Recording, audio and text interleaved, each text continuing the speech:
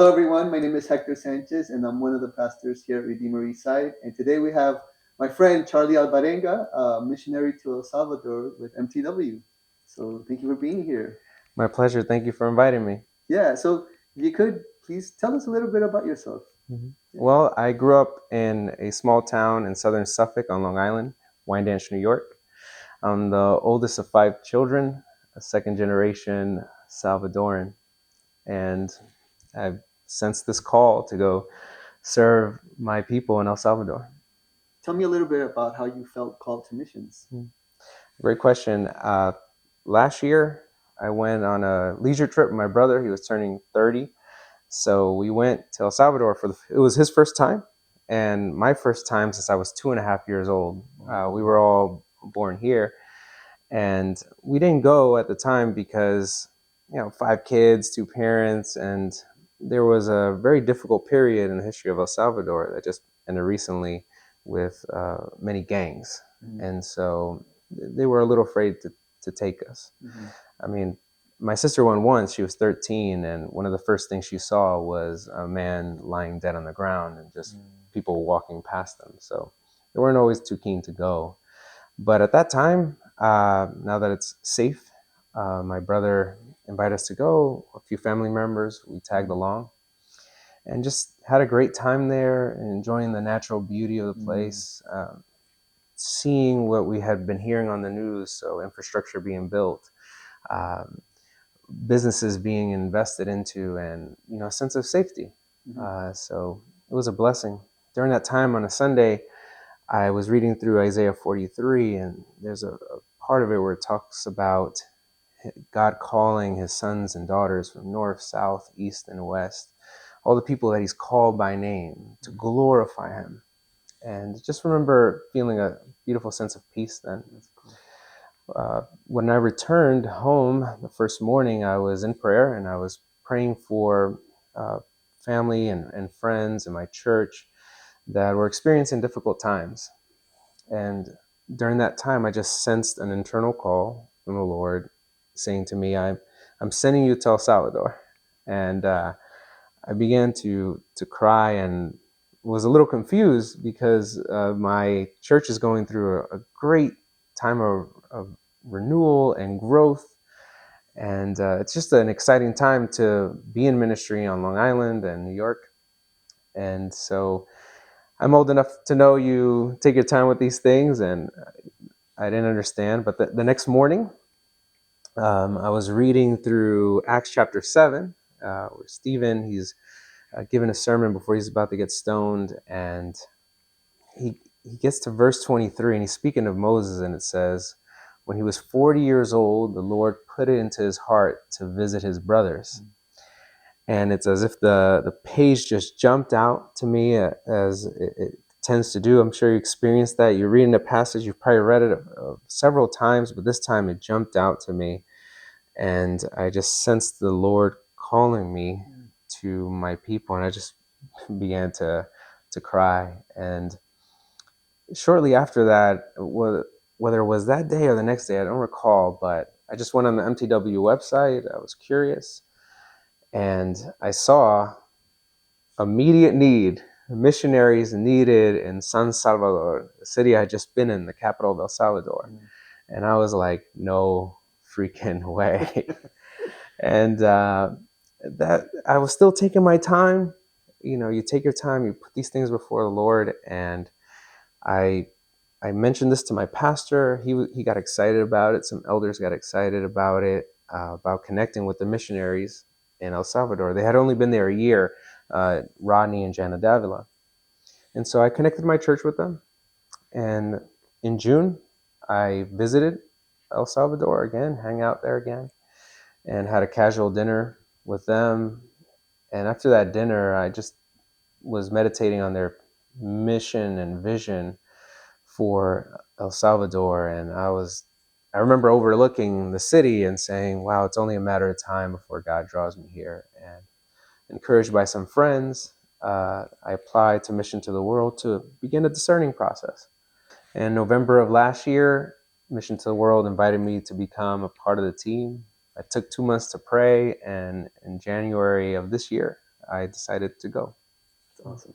So tell us a little bit about what would you be doing there? Well, the Mission to the World team to El Salvador is tasked with starting a church planting movement in the capital of El Salvador, San Salvador, and encouraging the local church in the gospel.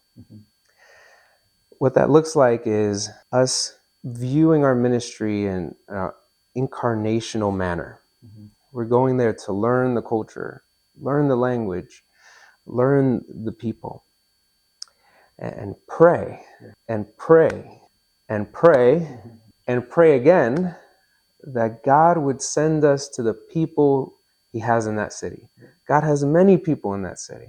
So we're praying for him to send us to those people, to send those people to us, that we would befriend them, that we would love them, and because we love them, to share the gospel with them and invite them to know Christ through discipleship. Tell us a little bit about what El Salvador means. You've mentioned that's my favorite question. El Salvador, translated into English, means the Savior. So the country literally cries out for Jesus. And the Lord Jesus has done a beautiful work there in the past few years, where the murder capital of the world is now one of the safest countries in the world. And I believe, and MTW believes, that he's doing that because he wants the gospel to take root in that country. That's awesome.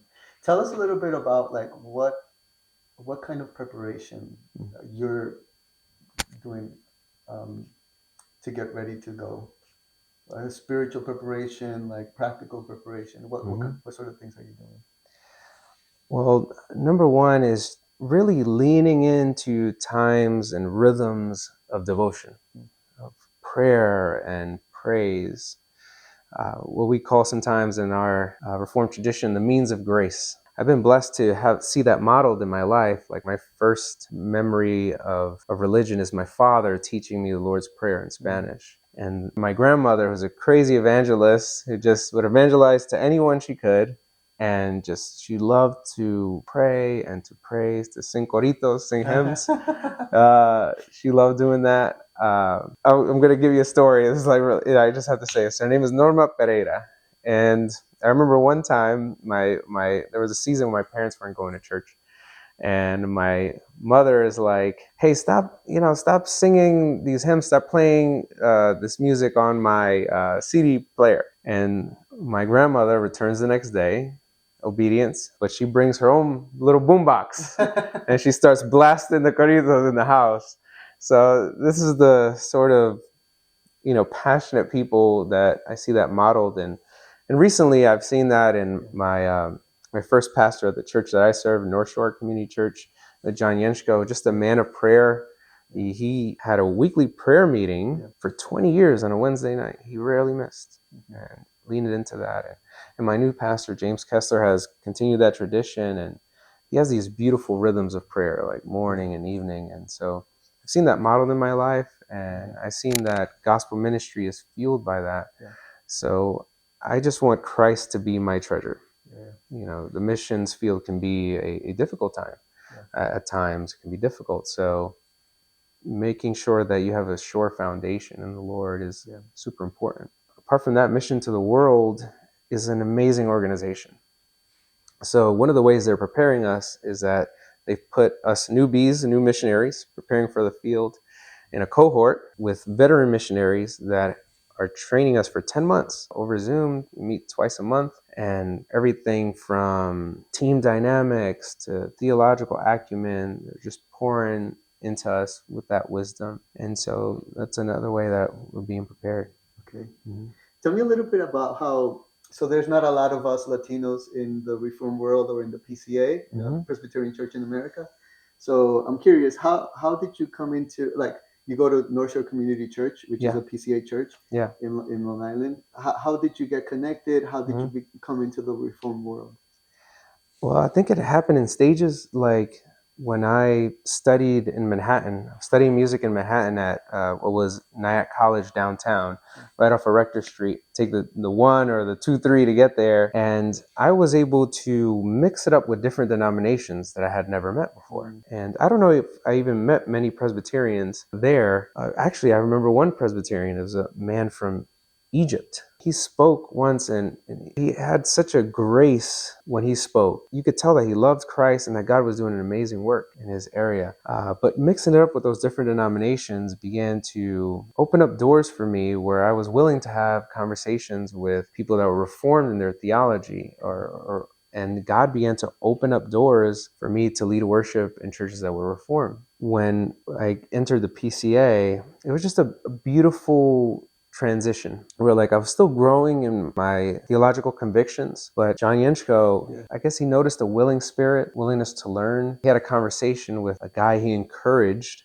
who was a Reformed Baptist to start his church, and that guy was the first guy who hired me as a worship leader. And it seemed like little by little I started to understand that salvation is by grace through faith in Jesus, that I didn't have to strive in ministry, that I could have peace, and that's kind of how it happened. Reformed pastors opened the door for me and were patient with me as I began to understand and receive the doctrines of grace. That's great. That's great.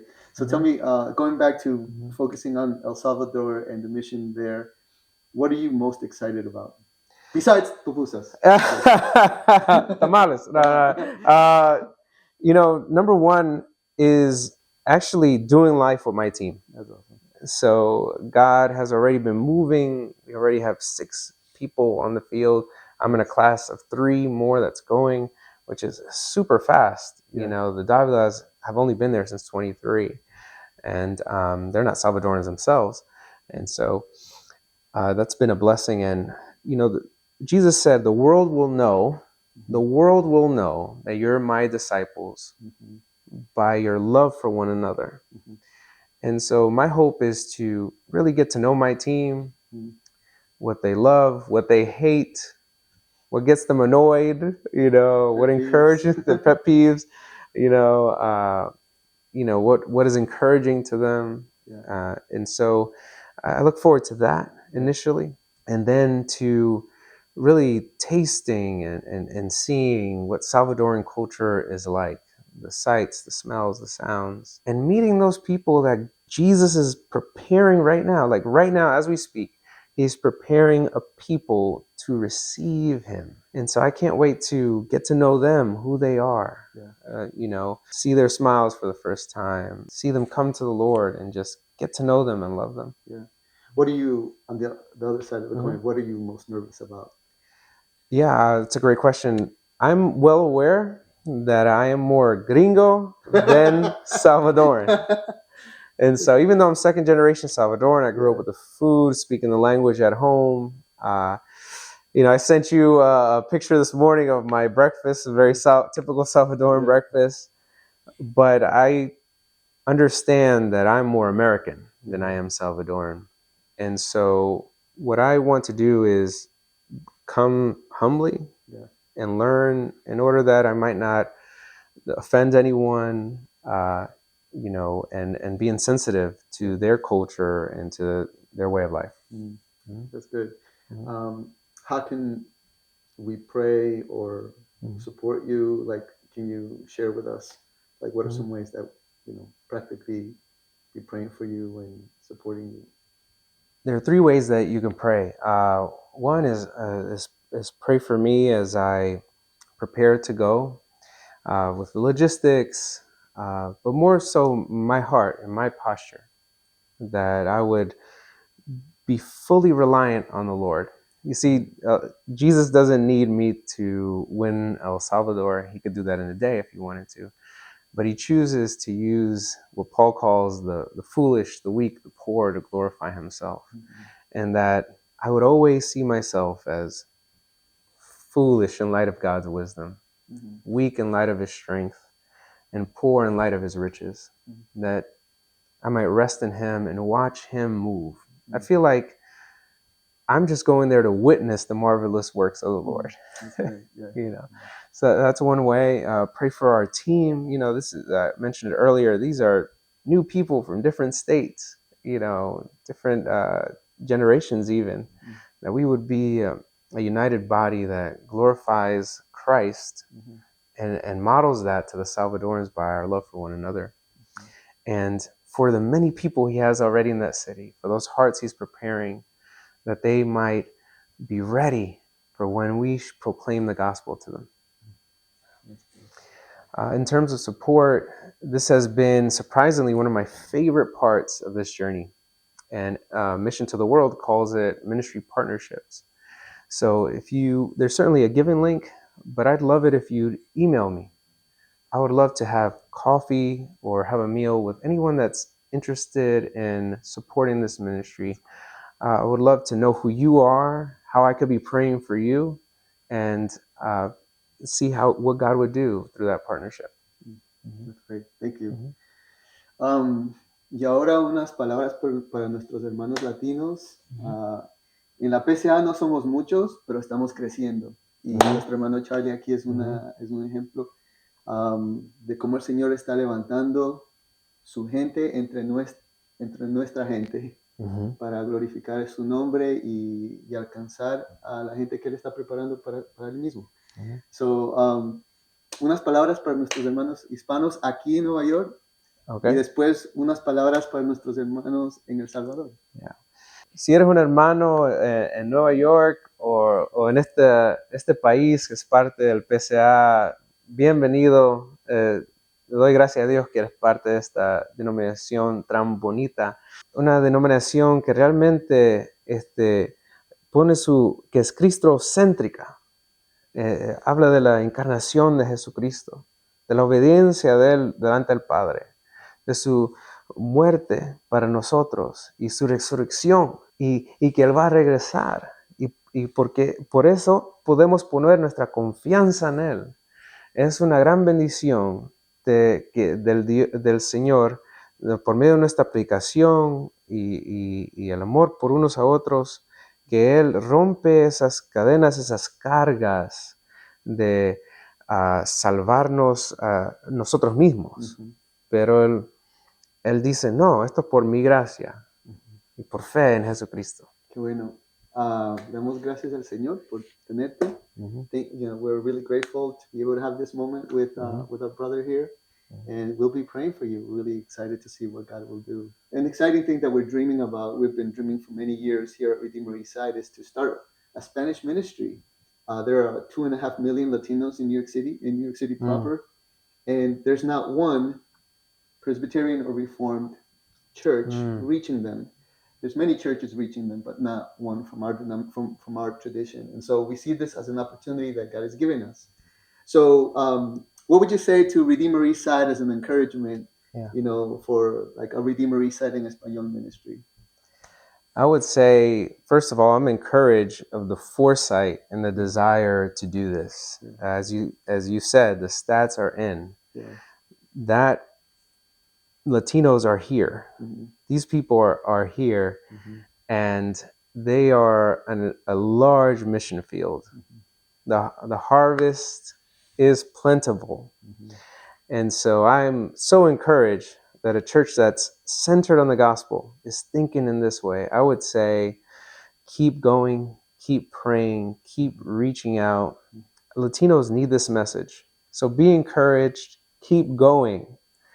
God will honor that work. I believe that. So thank you for this time, brother. Yeah. God bless. You as well. Thank you.